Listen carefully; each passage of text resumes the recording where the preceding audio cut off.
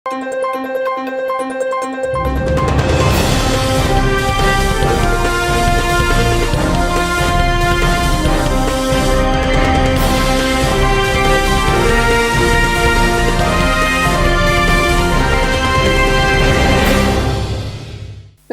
శివాబీ news కు స్వాగతం. నా పేరు శైలజ. ఈనాటి వార్తల్లోని ముఖ్యాంశాలు.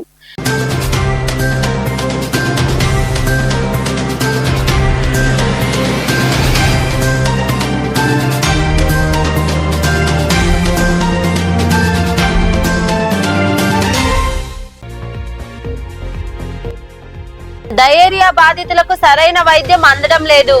విజయవాడ న్యూ రాజరాజేశ్వరిపేటలో పర్యటించిన మంత్రి నారాయణను అడ్డుకుని మొరపెట్టుకున్న బాధితులు.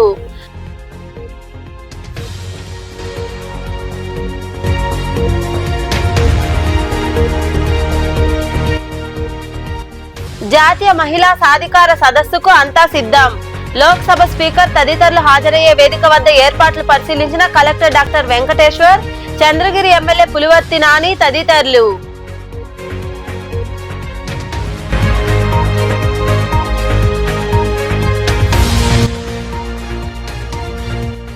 తిరుపతిని యాంకర్ హబ్ గా తీర్చిదిద్దుతాం. తిరుపతిలోని తాజ్ హోటల్లో జరిగిన రీజనల్ టూరిజం ఇన్వెస్టర్ సమ్మిట్ లో పాల్గొని మాట్లాడిన పర్యాటక శాఖ మంత్రి కందుల దుర్గేష్.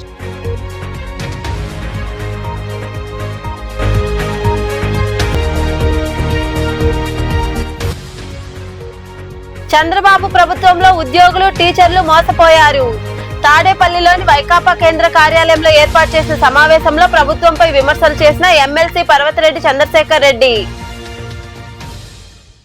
తిరుపతిని యాంకర్ హబ్ గా చేసి జాతీయ, అంతర్జాతీయ పర్యాటకులకు గమ్యస్థానంగా తీర్చిదిద్దుతామని రాష్ట్ర పర్యాటక, సాంస్కృతిక, సినిమా, ఆటోగ్రఫీ మంత్రి కందుల దుర్గేష్ అన్నారు. తిరుపతిలోని తాజ్ హోటల్లో జరిగిన రీజనల్ టూరిజం ఇన్వెస్టర్ సమ్మిట్ లో ఆయన పాల్గొన్నారు. తిరుపతిలోని తాజ్ హోటల్లో మంత్రి కందుల దుర్గేష్ అధ్యక్షతన రీజనల్ టూరిజం ఇన్వెస్టర్ సమ్మిట్ జరిగింది. ఈ సందర్భంగా మంత్రి కందుల దుర్గేష్ మాట్లాడుతూ రాష్ట్రంలో జరుగుతున్న పర్యాటక రంగం అభివృద్ధి, పెట్టుబడులు పెట్టేందుకు అవకాశాలున్నాయన్నారు. పర్యాటక రంగానికి పారిశ్రామిక హోదా కల్పన, నూతన పర్యాటక పాలసీ, 2024-29 పర్యాటక భూ కేటాయింపుల విధానం తదితర పర్యాటక రంగానికి కూటమి ప్రభుత్వం ప్రోత్సాహం అందిస్తుందన్నారు. కేంద్ర ప్రభుత్వ సహకారాన్ని, పర్యాటకంగా తిరుపతిలో ఉన్న అవకాశాలను ఆయన వివరించారు. ఆంధ్రప్రదేశ్ రాష్ట్ర ప్రభుత్వం కూటమి నేతృత్వంలో ముఖ్యమంత్రి చంద్రబాబు నాయుడు గారు, ఉప ముఖ్యమంత్రి పవన్ కళ్యాణ్ గారు ఆంధ్రప్రదేశ్ రాష్ట్ర పర్యాటక రంగానికి ఇచ్చినటువంటి వెసులుబాటు కానివ్వండి, ప్రోత్సాహం కానివ్వండి, ముఖ్యంగా ముఖ్యమంత్రి చంద్రబాబు నాయుడు గారు అధికారంలోకి వచ్చిన వెంటనే ప్రకటించినటువంటి నూతన పర్యాటక పాలసీ 2024-29, అదేవిధంగా పర్యాటక రంగానికి పరిశ్రమ హోదా కల్పించడం, ఈ అంశాల వల్ల ఆంధ్రప్రదేశ్ రాష్ట్రంలో ఇవాళ పర్యాటక రంగం పరుగులు తొడుతున్నటువంటి సందర్భాన్ని మనం గుర్తించాం. ముఖ్యంగా విశాఖపట్నం, విజయవాడ ప్రాంతాల్లో ఈ తరహా పెట్టుబడిదారుల సదస్సును ఏర్పాటు చేసుకుని ఇప్పుడు రాయలసీమ జిల్లాల్లో తిరుపతి ప్రాంతంలో ఈ కార్యక్రమాన్ని ఏర్పాటు చేసుకోవడం జరిగింది. ఈ కార్యక్రమం యొక్క ప్రధానమైన ఉద్దేశం ప్రభుత్వం ఇస్తున్నటువంటి సహకారాన్ని అందిపుచ్చుకుని పబ్లిక్ ప్రైవేట్ పార్ట్నర్షిప్ విధానంలో పెట్టుబడిదారులు ముందుకొచ్చి కేవలం రిలీజియస్ టూరిజం వరకే పరిమితమైనటువంటి ఈ ప్రాంతంలో దానికి మించి ఇతరత్ర పర్యాటక కార్యక్రమాలు ఏవైతే ఉన్నాయో, అది ఎకో టూరిజం కానివ్వండి, హెలీ టూరిజం కానివ్వండి, వెల్నెస్ టూరిజం కానివ్వండి, అదేవిధంగా అడ్వెంచర్ టూరిజం కానివ్వండి, ఇలాంటి రకరకాల టూరిజం యాక్టివిటీస్ లో దాంతో పాటు వసతి సౌకర్యాలను ఏర్పాటు చేసేటువంటి కార్యక్రమాల్లో ఎవరైతే ఔత్సాహిక పెట్టుబడిదారులు ముందుకు వస్తారో వారికి సహకారాన్ని అందించి ప్రభుత్వ పరంగా ఇన్సెంటివ్స్ ఇచ్చి తద్వారా ఈ ప్రాంతాన్ని రిలీజియస్ టూరిజంతో పాటు ఇతరతర టూరిజంలో కూడా అభివృద్ధి చేయడానికి వీలుగా ఈ సదస్సును ఏర్పాటు చేయడం జరిగింది. తక్కువ సమయంలో సమాచారం ఇచ్చినప్పటికీ కూడా పెద్ద ఎత్తున పెట్టుబడిదారులు కానివ్వండి, ఇతరతర ఔత్సాహికులు కానీ రావడం జరిగింది. వీరందరికీ ఒకటే చెప్తున్నాం, ప్రభుత్వం పూర్తి స్థాయిలో మీకు సహకరించడానికి సిద్ధంగా ఉంది. మీరు పెట్టుబడులతో ముందుకు రండి. ఒక పక్కన మీకు అవసరమైనటువంటి ల్యాండ్ పార్సిల్ ఇవ్వడం కానివ్వండి, దాంతోపాటు ప్రభుత్వ పరంగా ఇచ్చేటువంటి ఇన్సెంటివ్స్ ఏవైతే ఉన్నాయో, ఇండస్ట్రీ స్టేటస్ ఇవ్వడం వల్ల SGST రీఎంబర్స్మెంట్ కానివ్వండి, లేకపోతే పవర్ ఛార్జెస్ విషయంలో రీఎంబర్స్మెంట్ కానివ్వండి, ఇతరత్ర ఏవైతే. విజయవాడ న్యూ రాజరాజేశ్వరిపేటలో రాష్ట్ర పురపాలక శాఖ మంత్రి డాక్టర్ పొంగూరు నారాయణ పర్యటించారు. మంత్రి నారాయణను సిపిఎం నాయకులు బాబురావు, డయేరియా బాధితులు అడ్డుకున్నారు. తమకు సరైన వైద్యం అందడం లేదని బాధితులు మంత్రి ఎదుట మొరపెట్టుకున్నారు. గత రాత్రి నరసింహ అనే వ్యక్తి చనిపోతే మద్యం తాగి చనిపోయాడని అంటున్నారని వారు ఆవేదన వ్యక్తం చేశారు.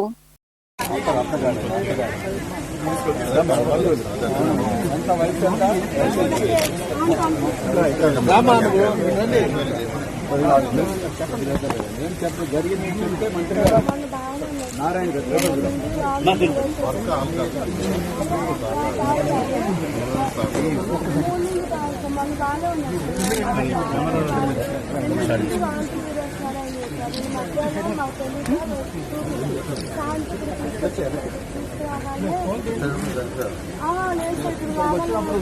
గవర్నమెంట్ హాస్పిటల్ పంపించారు దాంట్లో వాళ్ళు కూడా రాస్తారు కుటుంబానికి ఎదిగా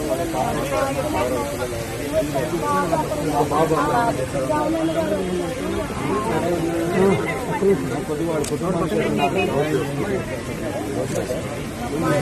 కూడా ఫుడ్ సప్లై చేసి బయట మూసేసిన పెద్ద ప్రాబ్లం పడుతుంది. వీళ్ళకి కాదు, ఇళ్లలో వీళ్ళకి ఇక్కడ సరుకులు కూడా కిరాణా షాపులు కూడా ముగించారు, అలాగే కూరగాయల షాపులు కూడా ముగించారు. సరే మన ఆరోగ్యం కోసం కాబట్టి కోఆపరేట్ చేయాలి. ఇక్కడ లేదండి, మొత్తం ఏరియా అంతా ముగించారు. ఒక బార్లే తెలుసున్నాను నిజాన్ని ముగించారు. కాబట్టి కొద్దిగా దాని మీద వాళ్ళకి ఏదైనా భోజనం పెట్టించి ఆ చనిపోయిన కుటుంబాలకి ఎందుకంటే వాళ్ళు తీసుకెళ్లే అవకాశం ఉంది. రెండోది మిగతా డెంగ్యూ జ్వరాలు కూడా ఇప్పుడు ఒక అతను ఆర్ఎంపీ ట్రీట్మెంట్ తీసుకుంటారంటే సెలైన్ ఎక్కించండి మధ్యలో తీసేస్తే వాళ్ళు బయట అదొకటి చూడండి సార్. మేము 3 రోజులు ట్రీట్మెంట్ చేయించుకున్నాము, కోలుకున్నాము. ఇప్పుడు ఇంకా 2 రోజులు ట్రీట్మెంట్ ఉంది. సడన్ గా ఆపేస్తే మరి మాకు ఇబ్బంది కదా. అక్కడ ఏ మెడిసిన్ ఎక్కిస్తారు, ఇప్పుడు ఇక్కడికి రమ్మంటే ఎలాగా? ఇక్కడ మెయిన్ రోడ్డు మీద శ్రీనివాస్ ఉన్నారండి. మాకు మెరుగైన వైద్యమే అందింది. మాకు కోలుకున్నాం, మా ఫ్యామిలీలో 6 ఉన్నాం. 6లో 4 కోలుకున్నాము. ఇక్కడికి ఉన్నారు. కొంచెం చూడండి సార్, తెచ్చేలా చూడండి. కొంచెం హాస్పిటల్ మాత్రం తెరిచేలా చూడండి. కొద్దిగా ఎక్కడో చోట వైద్యం తీసుకుంటాం కదా, మాకు మెరుగైన వైద్యమే అందుతున్నప్పుడు తప్పు కాదు కదా. గవర్నమెంట్ హాస్పిటల్ ఎవరో తోడు ఉండాలి కదండి. అందరూ ఎవరు చూసేవాళ్ళు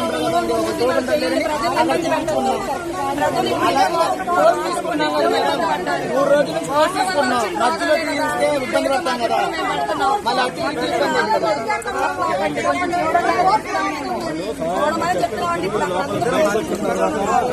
చంద్రబాబు ప్రభుత్వంలో అత్యంత ఎక్కువగా ఉద్యోగులు టీచర్ల వ్యవస్థ మోసపోయిందని, మా ప్రభుత్వ హయాంలో పీఆర్సీ ఎంత వేయాలి అనే దానిపై కమిటీ ఏర్పాటు చేస్తూ జీవో కూడా ఇచ్చామని ఎమ్మెల్సీ పర్వతరెడ్డి చంద్రశేఖర్ రెడ్డి పేర్కొన్నారు.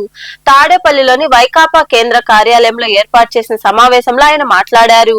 కూటమి ప్రభుత్వంపై ఆయన విమర్శలు చేశారు. గడిచిన 1 సంవత్సరం 2 నెలలుగా మనం చూస్తూనే ఉన్నాం. అయితే అన్నింటికంటే కూడా ప్రధానంగా మోసగించబడినటువంటి వ్యవస్థ ఎంప్లాయీస్ వ్యవస్థ. టీచర్స్ కానీ ఎంప్లాయీస్ కానీ వారికి ఇచ్చినటువంటి హామీలు కానీ కనీసం వారికి దక్కాల్సినటువంటి ఏ విధమైనటువంటి బెనిఫిట్స్ ఉన్నాయో వాటన్నింటినీ కూడా దూరం చేసి అత్యంత మోసం చేసినటువంటి వ్యవస్థ ఏదన్నా, మోసగించబడినటువంటి వ్యవస్థ ఏదన్నా ఉందా అంటే ఎంప్లాయీస్ వ్యవస్థ అని చెప్పొచ్చు. అందులో ప్రధానంగా టీచర్స్కి సంబంధించి కూడా జగన్మోహన్ రెడ్డి గారి ప్రభుత్వం 2023లో ఉన్నప్పుడు దానికి సంబంధించి ఒక కమిటీ కూడా వేయాల్సిన పరిస్థితి ఉంటే 2023 జూలై 12వ తేదీన జీవోను కూడా రిలీజ్ చేయడం జరిగింది. దానికి సంబంధించినటువంటి కమిటీని వేసి పీఆర్సీని ఎంత ఫిక్స్ చేయాలా అనే విషయాల మీద ఆ కమిటీని వేయడం కూడా జరిగింది. అయితే ఈ లోపల ఎలక్షన్స్ రావడం, ఈ ఎలక్షన్ నోటిఫికేషన్ తర్వాత కొత్త గవర్నమెంట్ కూటమి ప్రభుత్వం వచ్చిన తర్వాత ఆ కమిషన్ ని బలవంతంగా రిజైన్ కూడా చేయించినారు. ఈ రోజుకి 2 సంవత్సరాల 2 నెలల కాలం జరిగితే ఈ రోజుకి కూడా పీఆర్సీని అనౌన్స్ చేయాలని కానీ, పీఆర్సీకి అనౌన్స్ చేయాలంటే ముందు ఒక కమిటీ వేసి ఆ కమిటీ నిర్ణయం ప్రకారం చేయాల్సి వస్తుంది. ఈ రోజు దాకా కమిటీ కూడా అనౌన్స్ చేసిన పరిస్థితి కనిపించలే. అయితే ఇప్పటికీ 2 సంవత్సరాల 2 నెలలైతే పీఆర్సీ లేదు, పీఆర్సీ మీద కమిటీ వేయడం గానీ లేదు. అలానే కనీసం ఐఆర్ కూడా ప్రకటించకుండా ఇప్పటి వరకు రాష్ట్ర చరిత్రలో ఎప్పుడు కూడా 2 సంవత్సరాల 2 నెలల కాలం ఇప్పటికి అయిపోతే పీఆర్సీకి టర్మ్ అయిపోతే ఇప్పటిదాకా కనీసం ఐఆర్ని కూడా ప్రకటించినటువంటి పరిస్థితి ఎప్పుడు కూడా రాష్ట్రంలో మనం ఎప్పుడు కూడా చూడం. అట్లాంటి పరిస్థితిని మనం ఈ రోజు చూస్తా ఉన్నాం. అలానే డిఏల సంగతి కూడా 4 డిఏలు ఈ రోజుకి పెండింగ్ ఉంది. జగన్మోహన్ రెడ్డి గారి గవర్నమెంట్ కంప్లీట్ అయ్యేటప్పటికి ఎంతవరకు అయితే డిఏలు అన్ని కూడా కంప్లీట్ చేయాలనో వాటన్నిటిని కూడా ఇచ్చినటువంటి పరిస్థితి మనం చూస్తే ఈ గవర్నమెంట్ వచ్చిన తర్వాత ప్రతి 6 నెలలకు ఇవ్వాల్సినటువంటి డిఏలు ఈ రోజుకి 4 డిఏలు. ఒక్కసారి మీరు ఎంక్వైరీ చేసుకోండి, మన రాష్ట్రంలో కానీ ఏ రాష్ట్రంలోనైనా కూడా 4 డిఏలు పెండింగ్ ఉన్న పరిస్థితి గతంలో గానీ ఇప్పుడు గానీ ఎక్కడా కూడా ఏ రాష్ట్రంలో కూడా లేనటువంటి పరిస్థితి ఈ రోజు 4 డిఏలు పెండింగ్ లో పెట్టినటువంటి ఘనత కేవలం చంద్రబాబు నాయుడు గారికి మాత్రమే చెందుతుంది. అదేవిధంగా ఇంకోటి కూడా ఏం చెప్పినారు, అరియర్స్ గురించి. పాత రోజులు కొంచెం అరియర్స్ ఉన్నాయి, అంటే కోవిడ్ సంక్షోభం లాంటి 66,000 కోట్ల నష్టాలు వచ్చినా అదేవిధంగా మనకి ఇవ్వాల్సినటువంటి అన్ని కూడా కరెక్ట్ గా ఇచ్చినప్పటికీ కూడా కొన్ని అరియర్స్ ఆ రోజు ఉంటాయి. ఆ అరియర్స్ కొత్త ప్రభుత్వం రాగానే వెంటనే అరియర్స్ అన్నింటినీ కూడా ఇస్తామని చెప్పి చంద్రబాబు నాయుడు గారు ఎలక్షన్స్ కు ముందు చెప్పి ఆ రోజు ఎంత ఉన్నాయి, మీరు ఇచ్చినటువంటి శ్వేతపత్రం ప్రకారమే 21,980 కోట్ల అరియర్స్ ఉన్నాయని చెప్పి మీ గవర్నమెంట్ వచ్చే రోజున మీరు రిలీజ్ చేసినటువంటి పేపర్ ద్వారా మీరు చెప్పినారు. అయితే ఈ రోజు ఆ 21,980 కోట్లు మీరు రిలీజ్ చేస్తారని ఎంప్లాయీస్ అంతా కూడా ఆశిస్తే అది కాస్త ఈ రోజుకి ఏమైంది, 30,000 కోట్ల రూపాయలు. లోక్సభ స్పీకర్ ఆలోచనలతో కొత్త ఒరవడికి శ్రీకారం చుట్టడం జరిగిందని ఆంధ్రప్రదేశ్ శాసన వ్యవస్థ సెక్రటరీ జనరల్ ప్రసన్న కుమార్ సూర్యదేవర తెలిపారు. తిరుపతిలో ఈ నెల 14, 15 తేదీల్లో మహిళా సాధికారతపై జరిగే జాతీయ సదస్సు నిర్వహణ గురించి ఆయన మీడియాతో మాట్లాడారు. లోక్ సభ స్పీకర్ స్వయంగా ప్రారంభ సమావేశానికి మరియు ముగింపు సమావేశానికి అధ్యక్షత వహిస్తారని, రాజ్యసభ డిప్యూటీ చైర్మన్ కూడా ఈ కార్యక్రమానికి హాజరవుతారని వివరించారు. పార్లమెంటులో శాసనసభల్లో కమిటీ వ్యవస్థ అనేది ఒకటి ఉంటుంది. పార్లమెంటు శాసనసభ 365 రోజులు సమావేశం కావడం సాధ్యం కాదు కాబట్టి వాటి పని భారాన్ని పంచుకోవడం కోసం ప్రతి సభలో, ప్రతి చట్టసభలో కమిటీలు ఉంటాయి. విభిన్నమైన అంశాలపై కూలంకషంగా చర్చించడానికి, ఆయా శాఖల బిల్లుల మీద కూలంకషంగా చర్చించడానికి, సభకి సిఫారసులు చేయడానికి ఈ కమిటీలు ఉంటాయి. అలాంటి అనేక కమిటీల్లో ఒకటి పార్లమెంట్ లో మహిళా సశక్తీకరణ committee, committee on empowerment of women. ఇది ఒక జాయింట్ కమిటీ. 20 మంది లోక్సభ సభ్యులు, 10 మంది రాజ్యసభ సభ్యులు ఉంటారు. సాధారణంగా లోక్సభ సభ్యుల్లో ఒకరు ఈ కమిటీకి చైర్పర్సన్ గా ఉంటారు. ప్రస్తుతం ఈ కమిటీకి పురంధేశ్వరి గారు చైర్పర్సన్. ఇటువంటి కమిటీలే అనేక రాష్ట్రాల శాసనసభల్లో, శాసన మండళ్లలో ఉంటాయి. మన రాష్ట్రంలో కూడా ఇది ఒక సంయుక్త కమిటీ. 3 శాసన మండలి సభ్యులు, 9 మంది శాసనసభ సభ్యులతో ఉంది కమిటీ. మన రాష్ట్రంలో సంయుక్త కమిటీకి గౌరు చరితారెడ్డి గారు చైర్పర్సన్. ఇట్లాగే అనేక రాష్ట్రాల్లో శాసనసభల్లో కమిటీలు ఉంటాయి. గతంలో ఏ కమిటీకి ఆ కమిటీ, ఏ రాష్ట్రానికి ఆ రాష్ట్రం తమంతా తాముగా పనిచేసుకుంటూ పోతుండేది. మిగతా రాష్ట్రాల్లో కమిటీలు ఎట్లా పనిచేస్తున్నాయనేది ఎప్పుడన్నా ఈ కమిటీ వేరే రాష్ట్రంలో పర్యటనకు వెళితే ఏమన్నా తెలిసే. కమిటీకి ఆసక్తి ఉండి ఫలానా రాష్ట్రంలో ఫలానా కమిటీ బాగా పనిచేస్తుంది, వాళ్ళ దగ్గర నుంచి తెలుసుకుందాం కొన్ని విషయాలు అని వెళ్తే అవతల వాళ్ళు అవకాశం ఇస్తే, చర్చిస్తే నేర్చుకున్నట్టు, లేదంటే లేదు. లోపాన్ని పూరించడానికి లోక్సభ స్పీకర్ గారు ఈ సంవత్సరం కొత్తగా ఒక ఒరవడి మొదలెట్టారు. దేశంలో ఉన్న అన్ని కమిటీలని ఒక్కొక్క సబ్జెక్ట్ మీద ఒక్కొక్క రాష్ట్రంలో సమావేశపరిచి వాళ్ళందరూ కలిసి వాళ్ళ సాధక బాధకాలు, వాళ్ళు పనిచేస్తున్న విధానాలు చర్చించి ఒకరి నుంచి ఒకరు నేర్చుకునే అవకాశం కల్పించాలని ఈ ఇనిషియేటివ్ తీసుకున్నారు. ఈ క్రమంలో మొట్టమొదటిది 2 నెలల క్రితం ఎస్టిమేట్స్ కమిటీ మీటింగ్ మహారాష్ట్రలో పెట్టారు, బాంబేలో. గత నెలలో షెడ్యూల్డ్ కాస్ట్, షెడ్యూల్డ్ ట్రైబ్స్ కమిటీల మీటింగ్ పెట్టారు భువనేశ్వర్లో. ఈ పరంపరలో 3వ సమావేశం మహిళా సశక్తీకరణ, మహిళా సంక్షేమ కమిటీల సమావేశం. మన రాష్ట్రాన్ని ఎంచుకున్నారు. 3 నెలల క్రితం మనకు ఆఫర్ ఇస్తే మన స్పీకర్ అయ్యన్న పాత్రుడు గారు మేము ఆతిథ్యం వహిస్తాం సార్ అని చెప్పారు. ముఖ్యమంత్రి గారిని సంప్రదించి ముఖ్యమంత్రి గారి ప్రోద్బలంతో, ప్రోత్సాహంతో లోక్సభకి మనం ఆమోదం తెలిపాం. ఇది ఒక 2 రోజుల సభ. దీనికి ఒక స్టాండర్డ్ ప్యాటర్న్ ఉంటుంది. లోక్సభ మార్గదర్శకత్వంలో ఈ కార్యక్రమాన్ని మనం నిర్వహించుకుంటూ ఉంటాం. లోక్సభ స్పీకర్ గారు స్వయంగా ప్రారంభ సమావేశానికి, ముగింపు సమావేశానికి అధ్యక్షత వహిస్తారు. రాజ్యసభ డిప్యూటీ చైర్మన్ గారు కూడా ఈ కార్యక్రమానికి హాజరవుతారు. మన రాష్ట్రం విషయానికి వస్తే మొదటి రోజు అంటే 14వ తారీఖు ఉదయం 10:30కి ప్రారంభ సమావేశం ప్రారంభమవుతుంది. ఈ కార్యక్రమానికి లోక్సభ స్పీకర్ గారు ఓం బిర్లా గారు, మన ముఖ్యమంత్రి చంద్రబాబు నాయుడు గారు, రాజ్యసభ డిప్యూటీ చైర్మన్ హరివంశ్ గారు,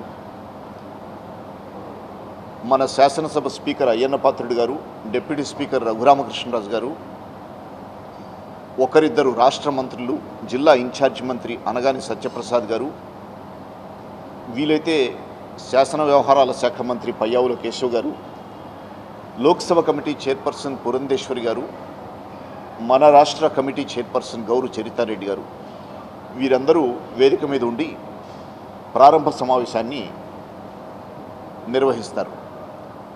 లోక్సభ స్పీకర్ గారు అధ్యక్షత వహిస్తారు, ప్రారంభోపన్యాసం చేస్తారు. మన ముఖ్యమంత్రి గారు ముఖ్య అతిథిగా హాజరవుతారు. అందరివి క్లుప్తంగా ప్రసంగాలు ఉంటాయి. తిరుపతిలోని రాహుల్ కన్వర్షన్ వద్ద జరగనున్న జాతీయ మహిళా సాధికారత సదస్సు ఏర్పాట్లను అధికారులు, ప్రజాప్రతినిధులు వేర్వేరుగా పరిశీలించారు. వేదిక వద్ద కలెక్టర్ డాక్టర్ వెంకటేశ్వర్ పరిశీలించి అధికారులకు సూచనలిచ్చారు. అలాగే సీఎం కార్యాలయ కోఆర్డినేటర్ పెందుర్తి వెంకటేష్, చంద్రగిరి ఎమ్మెల్యే పులివర్తి నాని తదితరులు కూడా ఏర్పాట్లపై ఆరా తీశారు.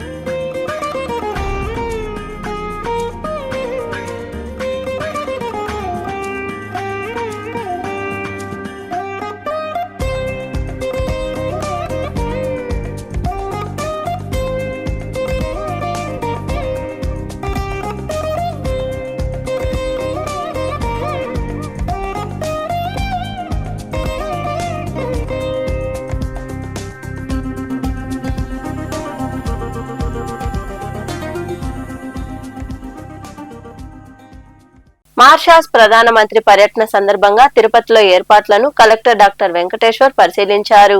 ముందస్తు సెక్యూరిటీ ఏర్పాట్లపై అధికారులు, పోలీసులకు ఆయన పలు సూచనలు చేశారు. ఈయన వెంట రెవెన్యూ అధికారులు ఉన్నారు.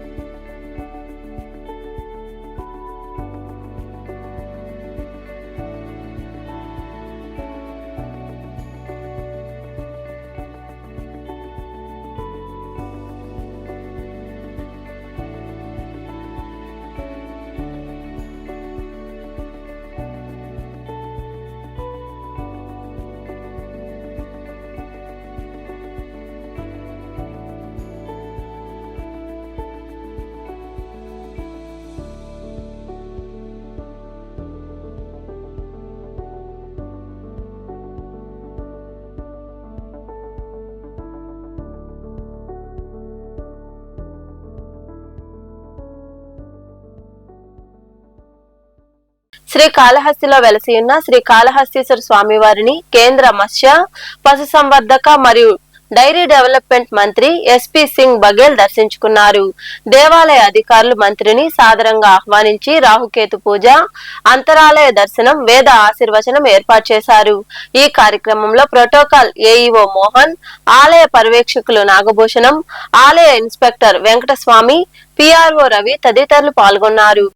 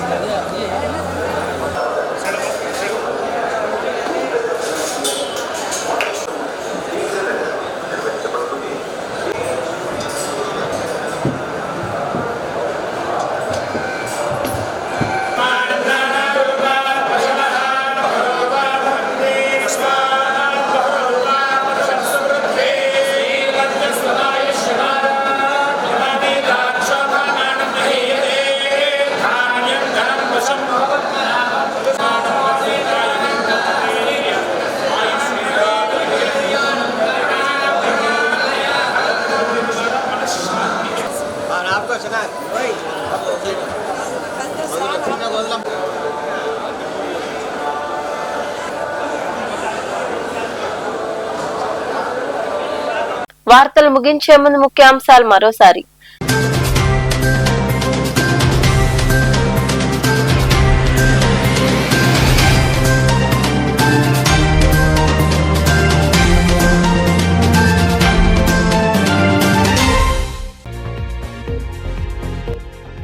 డయేరియా బాధితులకు సరైన వైద్యం అందడం లేదు.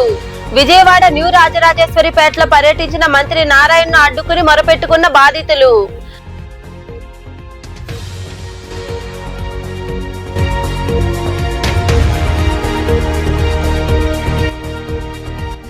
జాతీయ మహిళా సాధికార సదస్సుకు అంతా సిద్ధం. లోక్సభ స్పీకర్ తదితరులు హాజరయ్యే వేదిక వద్ద ఏర్పాట్లు పరిశీలించిన collector doctor Venkateshwar, Chandragiri MLA Pulivarthi Nani తదితరులు.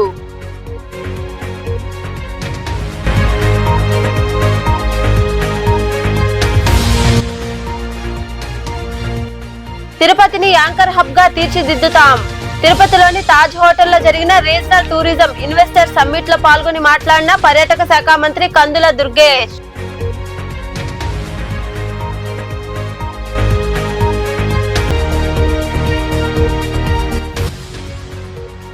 చంద్రబాబు ప్రభుత్వంలో ఉద్యోగులు, టీచర్లు మోసపోయారు. తాడేపల్లిలోని వైకాపా కేంద్ర కార్యాలయంలో ఏర్పాటు చేసిన సమావేశంలో ప్రభుత్వంపై విమర్శలు చేసిన ఎమ్మెల్సీ పర్వతిరెడ్డి చంద్రశేఖర్ రెడ్డి. ఈ వార్తలు ఇంతటితో సమాప్తం. తిరిగి ప్రసారమయ్యే శివాబీ న్యూస్ లో మళ్ళీ కలుసుకుందాం. అంతవరకు సెలవు, నమస్తే.